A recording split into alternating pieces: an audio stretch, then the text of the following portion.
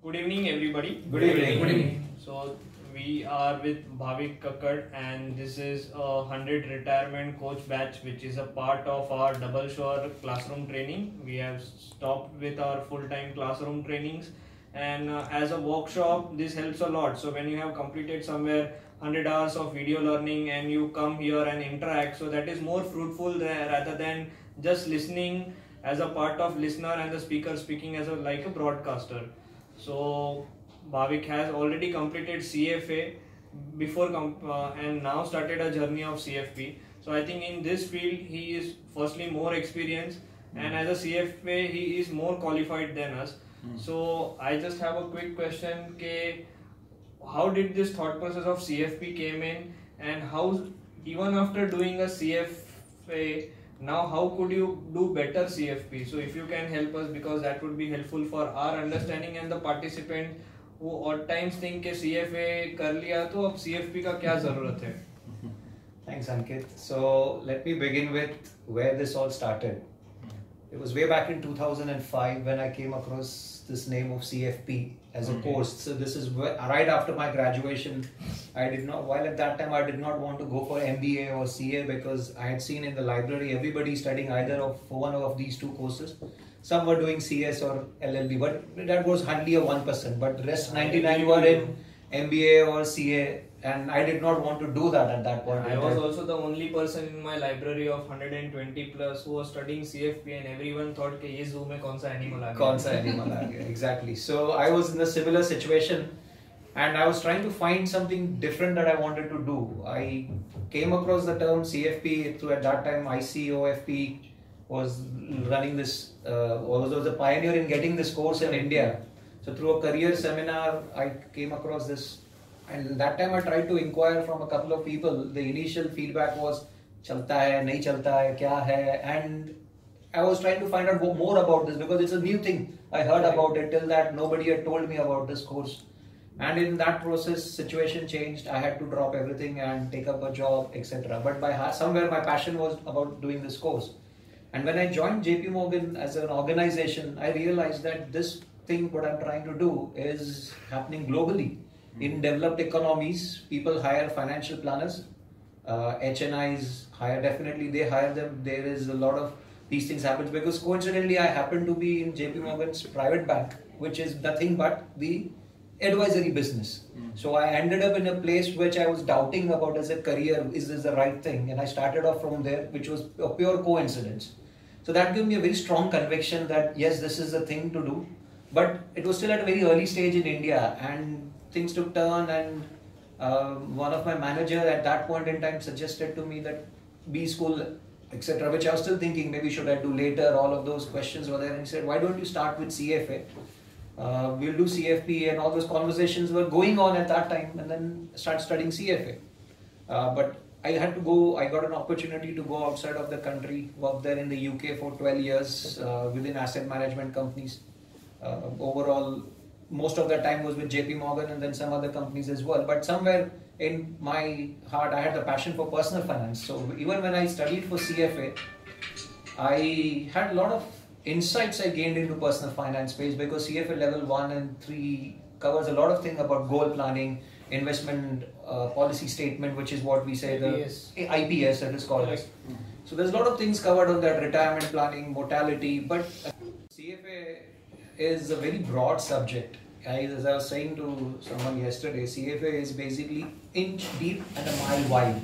I use this analogy to say, because something it is so little bit of so many things, it gives you a very broad perspective of all the possible career options as a financial analyst one can go for. Whether you want to do equity research, credit research, or portfolio performance, portfolio management, portfolio accounting. There's a lot of things that one can lead to from CFA, but CFA is a starting point in different elements. And since I was more interested in personal finance, I thought as I came, now that I've returned back to India, I wanted to start off something different, and I thought, why not go back to something that is very close to my heart. I mean, I've been helping my friends and family managing their portfolio.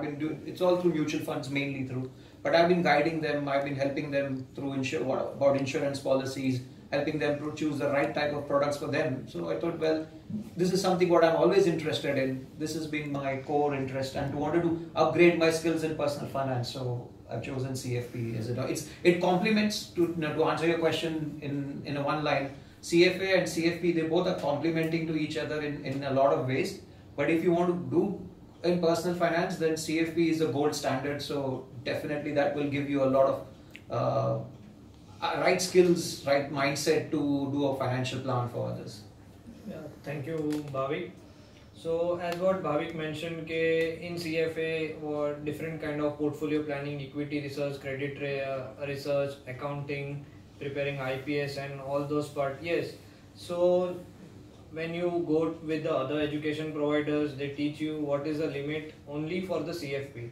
But right before even the new syllabus of CFP was introduced, a year back we started with a few innovative programs like be a portfolio HNI, NRI portfolio planner or a portfolio manager, and the second was be a CFO to consultant CFO to SME.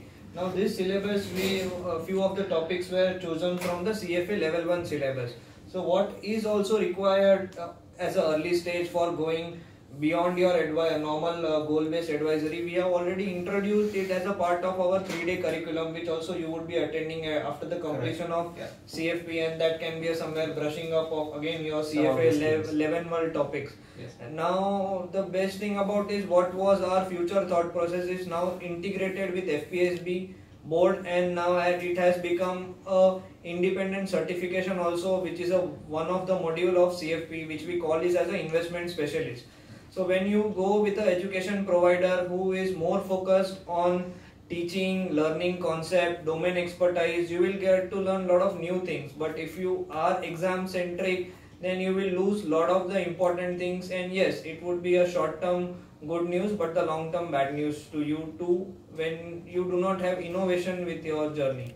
So I think you will be well able to relate what we are teaching as a part of portfolio planner, and even you can help us what areas of improvement we can do, what kind of topics should still be added as a part of them once you attend those workshops. Yeah. So Bhavik, now when you have started a journey, have you decided for the end date of completion of CFP, and at the same time what are you looking forward from here now as a career? Sure. So end date I have targeted December 2020. I want to complete the course before that with all 5 examinations as well. I'm clearing. The aim is to clear each of the exam in the first attempt itself by December 2020, and thereafter or even before that, I've been speaking with some of my friends and other relatives in how the benefits of financial planning are.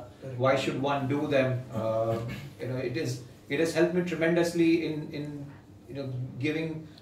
refining my investment strategy or thinking about the overall investments as well. How should one look at it? How should one structure the portfolio? Things like that. So in the future, I would want to launch as an independent financial planner to support wider, to reach out to wider families and help them as well. So that is my goal. One of the achievements so far is one of the domestic helps that we have. We've been recently speaking about this to him, and it has encouraged him to say, okay, from next month onwards, I'll start doing SIP. I've never done SIP. What is it all about it? But I'll start investing 1,000 rupees every month from now onwards. Okay, so you are talking about the maid. Yeah, so that is one of the very satisfying experience, because you can help somebody build a corpus for their future at that level. They are not financially as literate as some of us over here, and helping them understand, choose the right products at a very at this age, or which will help his family and so on, etc. So that's a very satisfying experience. Right. So what is your message to people who are just done CFA and other qualifications, have missed to do CFP, and again, even after being a CFA charter holder, why you did not choose to go with a challenge pathway wherein you were completely eligible for that, but still you planned to go with a regular pathway? So message is very clear. If somebody is interested in personal finance space, then this is the thing to do. Whether you are a CFA charter holder, MBA in finance, chartered accountant, or any other degree, engineering, any field, etc. If somebody wants to be a personal finance expert, then CFP is the gold standard in this space. As we say, CFA is the gold standard for investment research and analysis. CFP is the best thing to do for this one.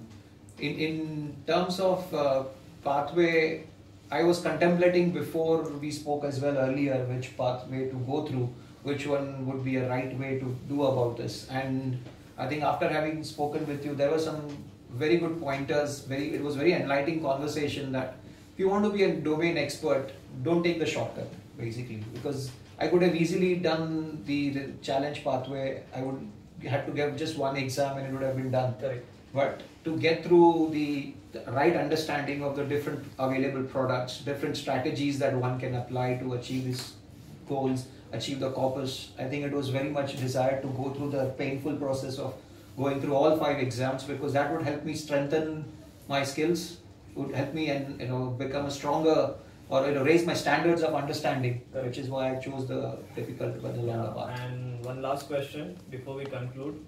You were in UK for 12 years. Yes. So you would surely have seen CFPs working there and the people's attitude towards this. Yeah. So what is the difference of attitude of the citizens of UK towards CFP and in India? I think it is a very different mindset at this stage. In India, there is a huge scope for CFP as a profession to evolve, because in developed countries like UK, a financial planner is a must. A course in financial planning is a must to be able to advise to somebody in terms of financial planning. Whereas in our country, we generally look up to our neighbors and anybody else for advice. Basically, "Bhai, tune kya kiya hai?" We ask our friends and family members as well, "Acha, tune ye kiya? I'll also put it in the same product, or tell me a way to save tax," or things like that. Basically, we don't reach out to the professionals. So we just compare the product returns and we invest. We don't see whether my friend's goals are in line with my goals, whether his risk profile or my risk profile is same. So without checking anything, if we see, okay, the field is greener that side, if he is doing, let me also continue without doing the analysis. Exactly. So do people in UK just connect through only distributors of distribution network, or they have a professional only to advise them and go through the maybe in percentage terms? There are products available directly as well over there, like we have it over here. Right. But in terms of advice, if you really need an advice, then there is an advice for mortgage advisor as well, like how we are doing debt planning. There is somebody called a mortgage advisor over there. There will be somebody as a wills advisor. So they have a lot of people who are individual specific domain experts. So people definitely reach out to them. And specifically, if you are trying to take a mortgage, if you go to a bank, the banks will not entertain you. Yeah, bank is never going to be an advisor for your good sake. So the right point is, even we can in our country can create these kind of atmosphere. So you will have to hire right people who can maybe charge you an upfront fee, but can work for your benefits rather than the financial organization's benefit. So to elaborate on that, Ankit, on that mortgage advisor, because what the mortgage advisor does there, they have a list of all the possible banks that could meet your criteria and what could be the cheapest option available for you. So the customer or the borrower does not have to go to 10 banks and find out what suits me, but they'll take the help of the mortgage advisor who may charge a nominal fee, and they'll get the right best product for the client, basically. So this is how it kind of works in developed economies, and that helps the people as well, because you will not be lured by some lower processing fees but end up paying a higher interest rate, or end up with the wrong debt product for yourself. Because in the mortgage advisor in our country is usually use the name as a DSA. Now he does not do any advisory. He'll only suggest you the loan product which is good for him and the financial organization.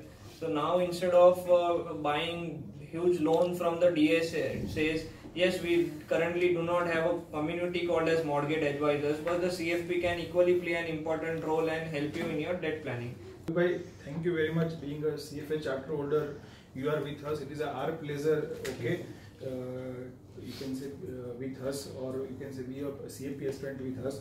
So, as Ankit shared, you took a painful path of regular pathway to be a domain expertise. Okay. Now, same time you had two options. You could go self-study and complete the 5 exams. Yes. Okay. Why you chose you can say a training option, and why specifically Keyur, Shah? So I will share my lessons what I learned when I was studying for CFA. As I said, I did the first 2 levels on my own, and the level 3 I attempted on my own, but I struggled, and then I chose to take some video coaching assistance. It is not that I can't understand the concept. It's because I've been in this background, in this field. I worked for 14 years in asset management space, industries, operations, and other elements. These concepts are very much relatable and I could digest them easily. But what makes the difference is Keyur, the presence of the word Keyur in terms of, because when I saw your videos, when I spoke with Ankit, the key word that Ankit said is Keyur does not produce somebody to work for a job. He helps them set up their independent practice. He helps them become their own entrepreneurs. So that was the biggest differentiator for me. As I had heard about yourself much before I spoke with you as well. But I did not go to find out any other institutes. I went on the FPSB website to understand what is now the status, given that what I looked was a few years ago. So I checked and found out that there are some EPs, some of them in the local areas as well. I checked one of them's website as well. I checked the Bajaj, the ICOFP, which I had known long time ago. So I wanted to see what has happened to those. And when I saw that, when I saw your videos and some of the messages that you shared on YouTube and some of the links that I initially had, after that I didn't go to the next level of finding out what they are doing. Because I got the right message from Ankit, I got the right message from you, what I was looking for. So I decided that this time I should use the help of a professional coach in this matter. Somebody who's already produced 300 plus success stories. He has a wealth of expertise in this field in how to become a right financial planner. So I've taken that step and I sort of let me go with the best in this field. Good, thank you very much. So what are your key learning? How you have rebalanced your portfolio? What are your so you can say mistakes in case if it was you have corrected in last 3 to 4 months? So I think there are a couple of changes that I have made to the portfolio so far, whether under my advice to other family members or my own personal portfolio. So firstly, I have increased the term cover, because it is important to have a financial security after one is gone. Not while one is present, but after also one is gone. So I mean, I've changed or increased the term insurance, as we say, life cover. From about 50 lakhs, which is not sufficient given the inflation and the corpus, all of that is required. And the premium that I was paying, so now I've increased from 15 lakhs to 5 CR, and it's for the same amount of premium. Which is the good news, is that I'm paying the same amount of premium, but now I have a 10x cover. So this is one biggest change that I've made so far. You would be adding an MWP on that as well. Yes, as Ankit said to me earlier this morning, that there is something called as MWP, which I was not familiar. For those who don't know, MWP is married women's you will learn in property act or something. So as Ankit shared the benefits of this, I'm going to look at it straight away. And the other, as I said, I stopped paying premium for some of the endowment plans. I've reduced my home loan, which was part of my initial plan as well. But as I'm studying for the course, it gave me the right conviction. It gave me an understanding, or it kind of revalidates your thought process, makes you think more logically. So that is cleared. I've suggested friends to increase their SIP, encourage some youngsters to join the course as well, because this is the right path at an early age to catch the right financial habits. If you do it at the tender age of 18, 20, and you are on the right path, then your future is set. So this is what I've done so far. So thank you, Bhavik Bhai, for being with us for last 3 days, and I am sure that you will not only complete this CFP certification, but definitely you will be able to help your you can say clients or family to provide better quality financial planning for them.